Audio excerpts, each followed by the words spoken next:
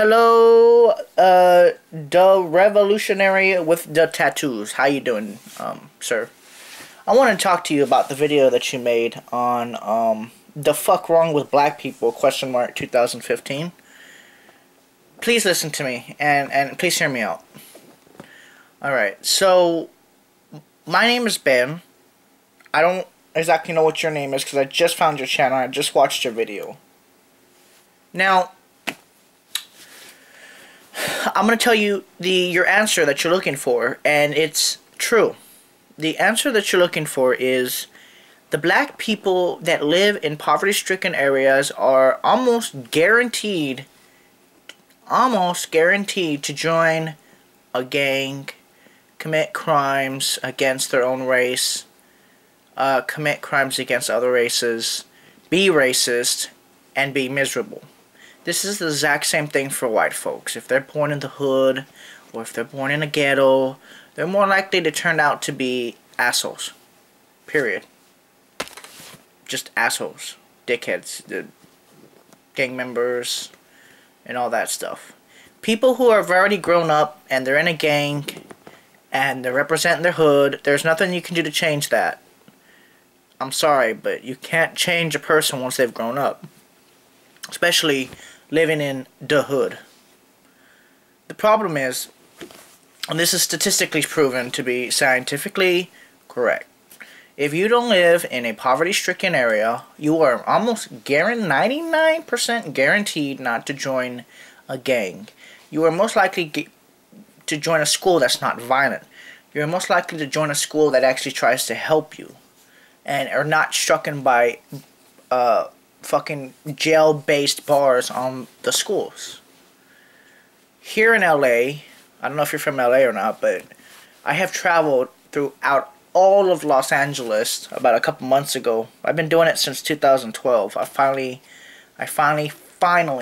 finished throughout all the neighborhoods in Los Angeles County and all the neighborhoods in Orange County, except for the private ones. I finally mapped out LA. I finally did every single neighborhood in all of LA and the Valley and the freaking Orange County and Riverside County and San Bernardino County. I've done it all. Eventually I'm going to do all of San Diego and then San Francisco area. I've done about 60% of San Francisco. But listen, based on what I've seen, is the poverty-stricken areas where the graffiti's everywhere, there's barbed wire fences, there's just high fences, there's graffiti everywhere. Like for example, I went through Skid Row, and it's pretty violent there, but I didn't stop. I just kept driving through, but I could see the graffiti, I could see all the homeless, and then I went through Echo Park, I see all the graffiti, I see all the gangs. They come out at night. The thing is, if you're grown up in poverty, if you're grown up in a poverty-stricken state, you're more likely to join a gang. You're more likely to be mean to other people. You're more likely to be miserable, is what it comes down to, and racist against another race, because they feel like they have been pushed by that other race that is, I don't know how to say it, like, they just feel like, well, why do they get to live a nice life and we don't? That's what they feel. And this is for white people, this is for black people, this is for everybody. The reason all this happens is because if you live in a ghetto neighborhood, aka the hood, you are more likely to join a gang, and you are more likely to just not live as if you were born and raised in Beverly Hills, Santa Monica, very nice areas. Very nice areas. You know, upscale neighborhoods in your city. If they're raised in the upscale neighborhoods of the city, they're not likely to join a gang. It's very unlikely. It's like 98% chance that they're not going to join a gang. 99% chance they're not going to join a gang or cause poverty, or, as you said, the girls hating on girls. That doesn't happen with rich folks. That doesn't happen with people with steady income and have a good job. It just doesn't happen. It won't happen. and they don't act ghetto.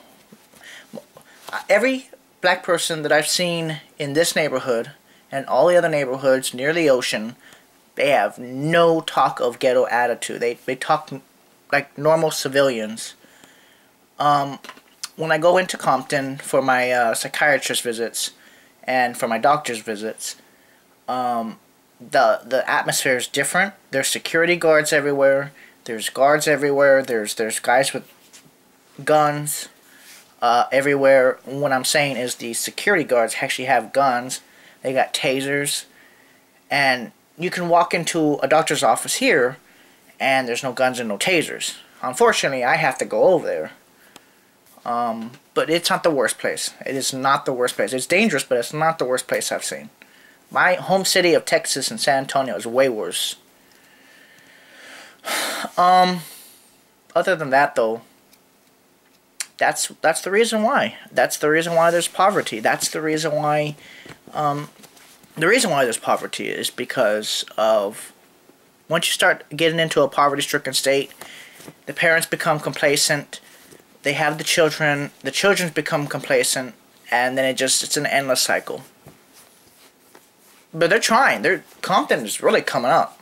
I'm not even gonna joke. Compton is really coming up in the last couple years. There used to be graffiti everywhere, but they keep cleaning it up. They continuously are cleaning it up, and I guess the gang members are just stopping, because I have not seen any graffiti in Compton. I have literally looked for it. I have looked for graffiti, and they've been cleaning it up. They got a city ordinance now where they just continue to clean it up. They see a thing, they clean it up. They keep painting over it.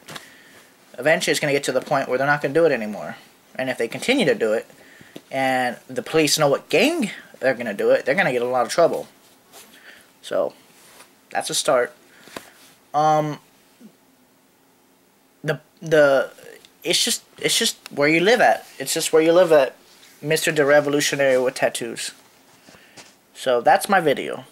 That's why we have so much crime, is because of poverty. If there wasn't poverty, there wouldn't be crime.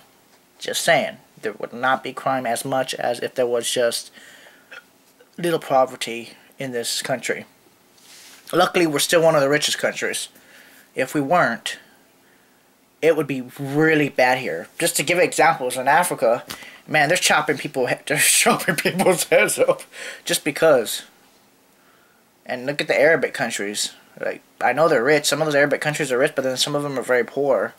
And in the poorer ones, the terrorists just take over and they go, blam! You have yourself terrible, terrible things happen there. So, just be happy we're in the United States of America, I guess you could say. You know, just goes for everybody. But that's why that's why it just depends where they're raised, okay? It all depends. Now, I can't give the excuse that they don't want to change, but when you're growing up in an environment like that, the chances of you wanting to change are extremely slim. And it's just not going to happen. You have to take the kids out of the environment before they grow up. If you could, and you put them in a nice environment, with a nice house, nice non-yelling family, nice non-violent family, you're going to have a child that's most likely going to grow up. They're going to be a technician, they're going to be a computer scientist, they're going to be a NASA engineer, white or black, and that's just how it is.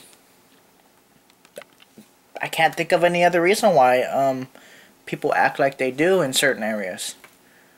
I noticed that as you go from the inner cities of LA, such as Norwalk,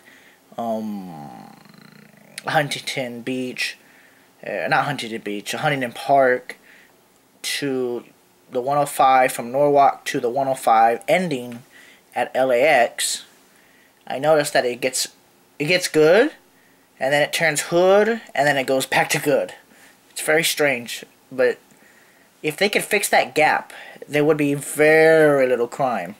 If they could fix the gap. If they could fix the gap, there would be very little crime. Just saying. Take the projects out. That's what has to be done. If you can take the depressing environment out, people are more likely to do good things. That is my opinion. Alright, thank you for watching. This is a personal video to the Revolutionary with the Tattoos. This is a personal video.